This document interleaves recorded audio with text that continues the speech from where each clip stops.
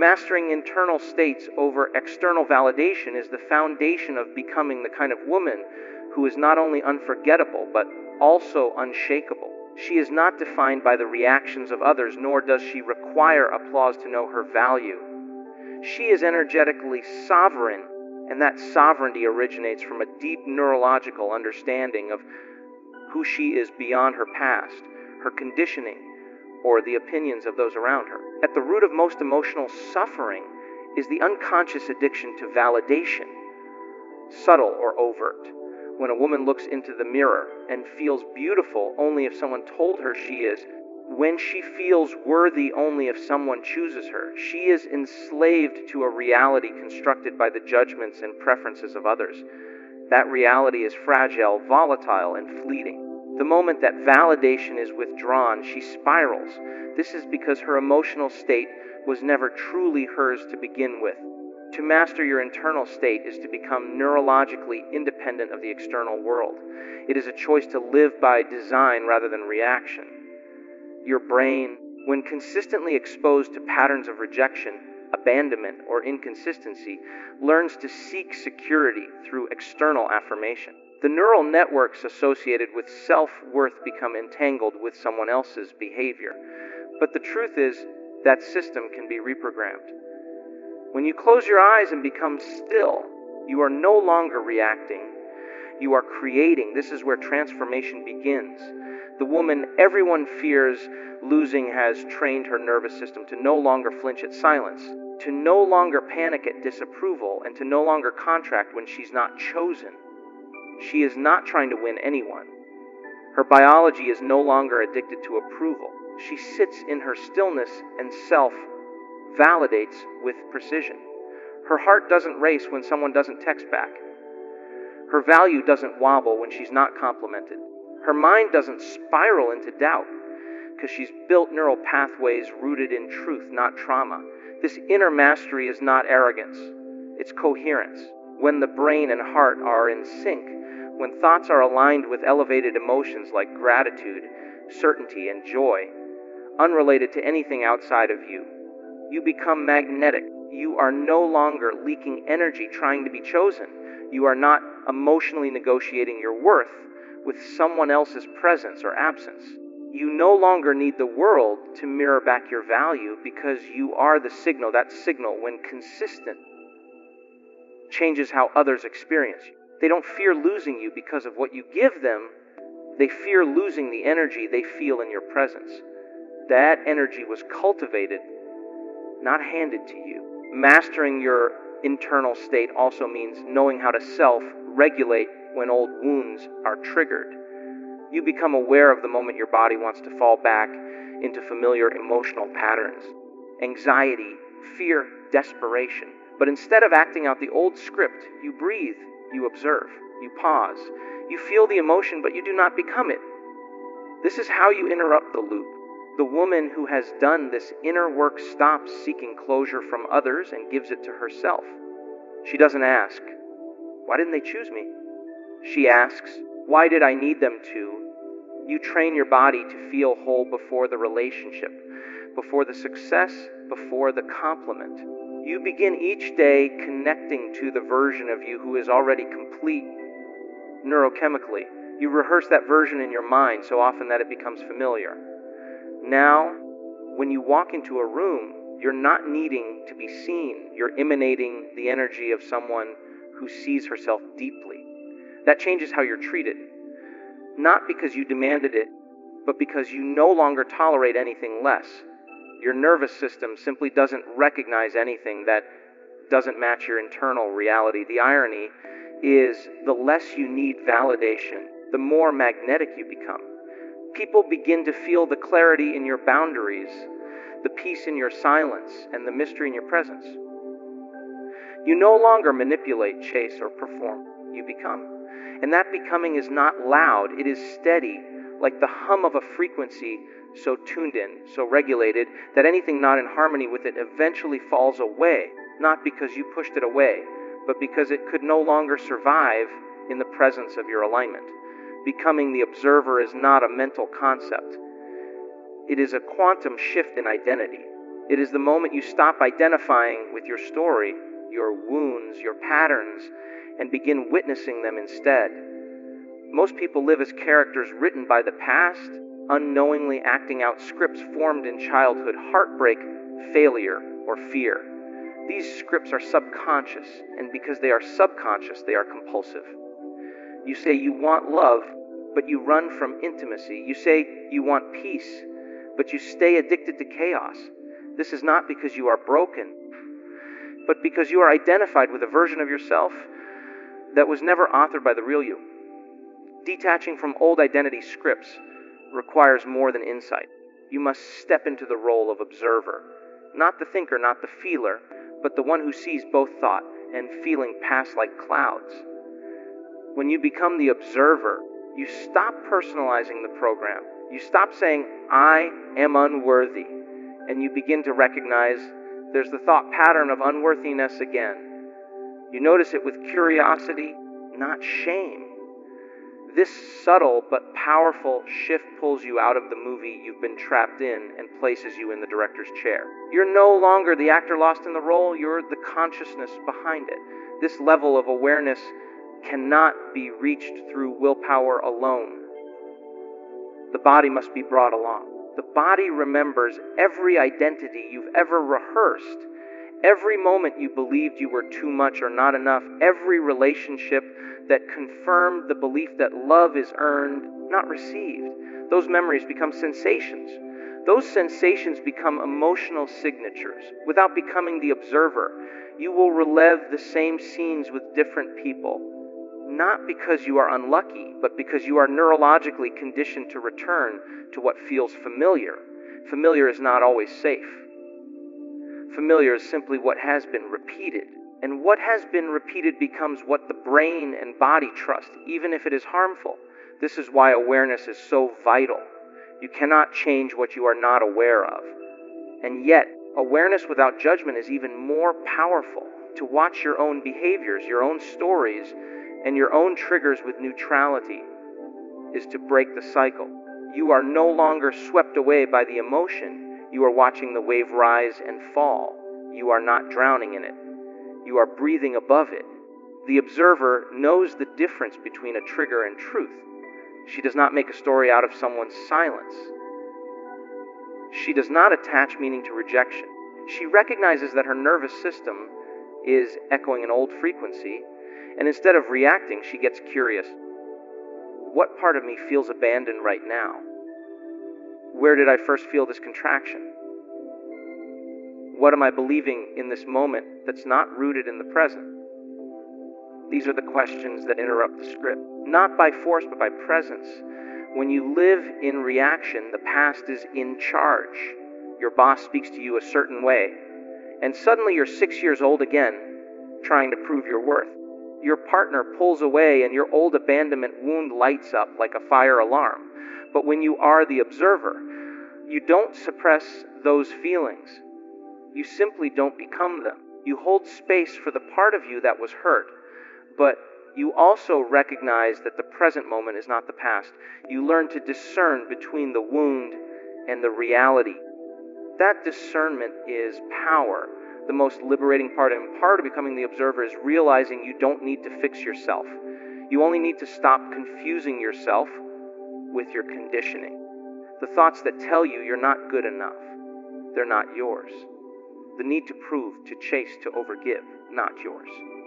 These are echoes of old programming, and the moment you notice them, you begin dissolving their control.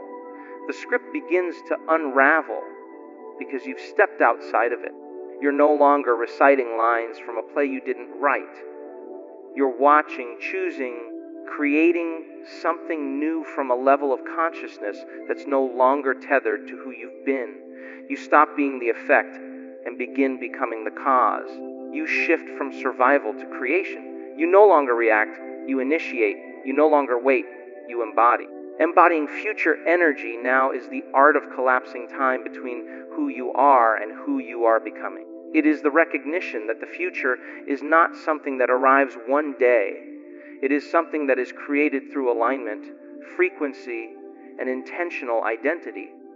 The woman who walks in the energy of her future self isn't pretending. She's tuning into a reality that already exists on the quantum level. And because the body doesn't know the difference between what is vividly imagined and what is real, it begins to respond as if that future is already here. Her nervous system shifts. Her chemistry changes. Her magnetism increases. She is not waiting for life to give her a reason to feel whole. She feels whole, and then life meets her there. The most common illusion that keeps women stuck is the belief that they must wait for external conditions to change before they can feel the emotions they long for. They wait for the relationship to feel loved, for the opportunity to feel worthy, for the money to feel secure. But the quantum model of creation says that the outer world is a reflection of the inner state. You cannot create a new life from the same emotional state that built the old one. Waiting is rooted in lack. Wanting is rooted in separation. But being in the energy of the outcome before it arrives is creation. To embody your future energy now, you must become emotionally familiar with the version of you who already has what you desire. That woman already exists, not in the linear future, but in a vibrational field. Your job is not to chase her, but to align with her. That alignment begins with the body.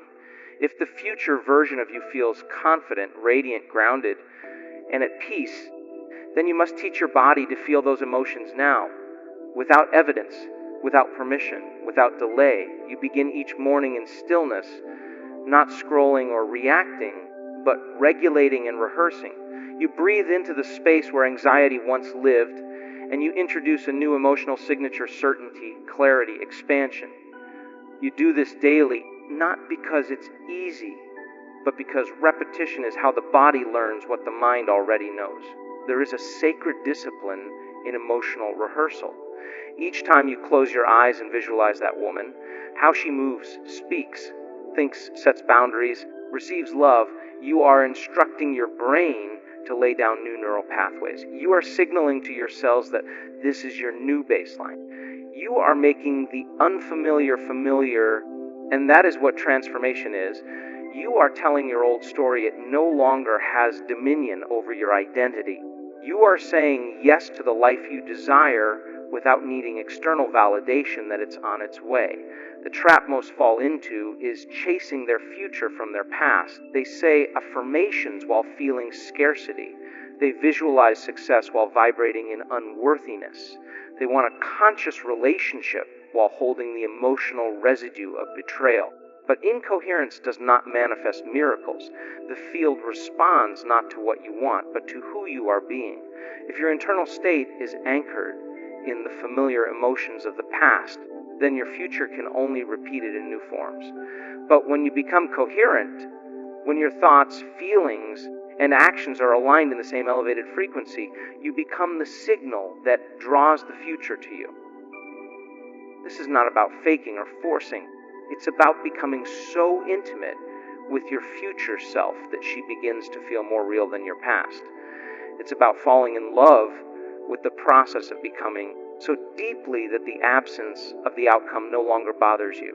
Because in your body, you are already her. You walk into rooms differently. You make decisions with clarity. You speak with integrity.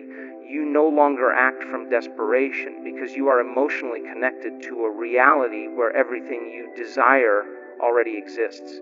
And when the body remembers what the mind has rehearsed enough times, the timeline shifts. People notice something different. Opportunities emerge seemingly out of nowhere. But it's not magic, it's alignment. You are no longer signaling the field from the energy of waiting. You are signaling it from the energy of embodiment. You're not asking, you're living, you're knowing, not hoping, but anchoring. You wake up each day and live as if the future has already found you, because in truth, living, it has a commanding respect through coherence is not about controlling others. It's about mastering yourself to such a degree that your presence alone communicates boundaries, truth, and value without a single word needing to be spoken. Coherence is when your thoughts, emotions, and actions are aligned. There is no inner war, no contradiction, no confusion in your frequency. You say what you mean, and you mean what you live. And in a world full of noise, that level of inner order is rare. It's not aggression, it's not arrogance, it's resonance. And that resonance is what people feel long before they understand why they're drawn to you, or why they suddenly think twice before crossing a line. When you are incoherent, you may say you want respect, but you tolerate disrespect. You may say you value yourself, but you make choices from unworthiness.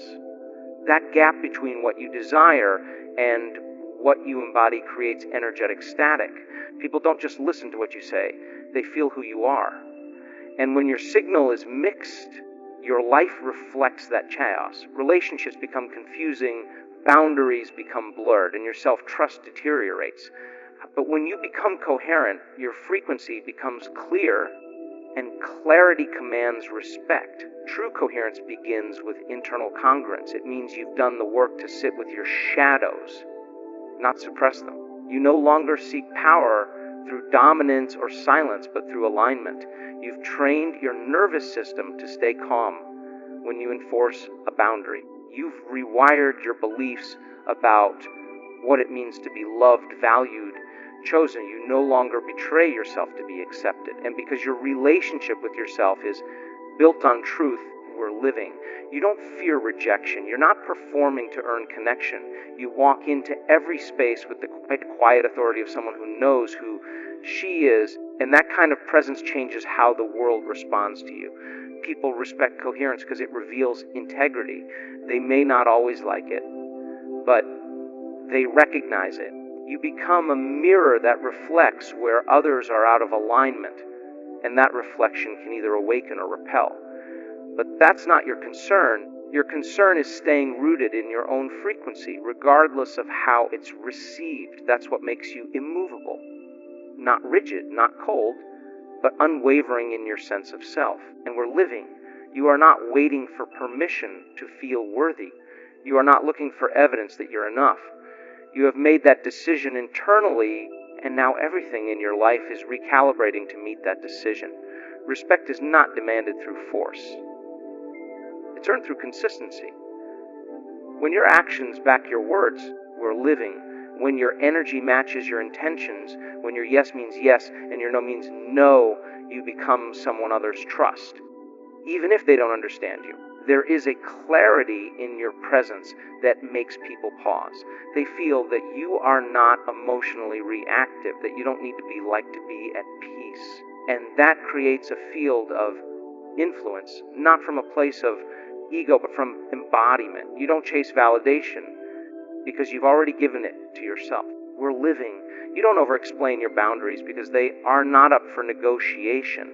You don't shrink to make others comfortable because you've healed the parts of you that once feared being seen. Coherence becomes your armor, but not the kind that hardens you. It softens your need to prove. It silences the noise of comparison.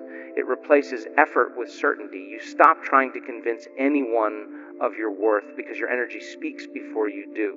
This level of self-possession cannot be faked. It is cultivated as the result of repeated alignment, emotional regulation, and disciplined awareness.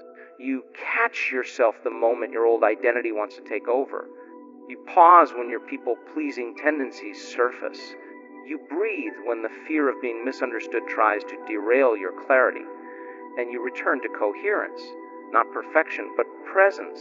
The presence of a woman who no longer abandons herself to be loved, who no longer distorts her to be truth, be chosen, who no longer negotiates with energies that feel off, because her peace is no longer a reaction to the world. It's a decision she made within herself and protects with every thought, every choice, every boundary she holds. Walking away with grace as power is the highest form of self-respect. It is the moment when a woman realizes she no longer needs to argue, explain, or convince. She doesn't leave in anger or bitterness, she leaves in alignment. She walks away not because she's lost, but because she's found herself. And that decision is not rooted in ego, it's rooted in energetic clarity. She feels the subtle dissonance, the quiet disrespect, the shrinking of her spirit. And we're living, and instead of negotiating with it, she honors what it teaches her. Grace is not weakness, it's restraint. It is strength measured, not shouted. It is knowing that walking away doesn't make her any less loving. It makes her discerning. There is a sacred kind of power in silence, in the absence of drama, in the ability to exit without chaos. Many confuse power with confrontation, thinking that strength is always loud or disruptive. But the deepest strength lies in the woman who knows she could fight, could justify, could retaliate, but doesn't. Not because she's afraid, but because her peace is more valuable than being understood. She no longer requires closure from the outside because she gives it to herself from within. Her departure is not reactive, it's intuitive. She doesn't leave to prove a point. She leaves because the point no longer needs to be proven. We're living. Walking away with grace means you've done the inner work. You've sat with your fears of abandonment, your longing to be chosen, your desire to be validated. And you've moved beyond them. You've come to a place where you recognize that staying in spaces that diminish your light is the real abandonment. And so you walk, not as punishment to another, but as protection of your energy. You've trained your nervous system to no longer cling to what is inconsistent. And we're living. You've taught your heart it doesn't have to settle for crumbs when it's capable of holding a feast. This kind of power doesn't come overnight. It is forged in the quiet moments. When you want to text back but don't. When you want to explain yourself but breathe instead. When you want to beg for connection but choose solitude. We're living. You learn to hold yourself through the discomfort of detachment. You learn to sound the part of you that was taught love must be earned. And you learn that letting go is not failure. It's freedom. The freedom to stop participating in patterns that keep you small. The freedom to stop rescuing people who refuse to meet you. The freedom to stop fighting for something that doesn't recognize your worth. There is elegance in detachment when it is done from a healed place. It says, I know who I am. We're living. And I will not abandon that for anyone. You don't have to make the other person wrong to make your choice right. You don't need to burn bridges to build boundaries. You simply shift. You close the chapter with the kind of presence that says, I trust myself to move on without chaos. That trust is what people remember. They may not remember your words, but they will remember the energy you held when you left. Calm, centered, complete. A woman who can walk away with grace is not ruled by fear. She is not avoiding conflict. She is choosing peace. She is not bypassing emotion. She is mastering it. She no longer makes decisions from desperation or fear of being alone. She understands that alone is not empty when you are full within yourself. And so, when the energy feels off, when the effort feels one-sided, when the truth feels distorted, she chooses to step away. Not with resentment, but with reverence for her own evolution. This is a woman who no longer entertains confusion as connection. She no longer stays in conversations that dishonor her clarity. She no longer explains her worth to those who are committed to misunderstanding it. She moves with intention, grounded in a reality where she is no longer at war with herself. Her grace is her boundary. Her silence is her closure. Her absence is her statement. And in a world that often equates love with sacrifice and self-erasure, her ability to walk away becomes the revolution. When a woman chooses to become the version of herself that no longer performs for love, waits for permission, or betrays her truth for comfort, she steps into a rare and powerful frequency. She becomes magnetic not through manipulation but through embodiment. She no longer reacts from her wounds. She responds from her wisdom. She no longer waits to be chosen. She chooses herself every day with relentless integrity. Through mastering her internal state, observing her old patterns without becoming them, embodying the energy of her future before it arrives, and walking in full coherence, she becomes the woman everyone fears losing. Not because she demands it, but because her presence is a reflection of something sacred, aligned and free. She has become a woman not shaped by circumstance, but created by consciousness. And once you've met her, you don't forget her.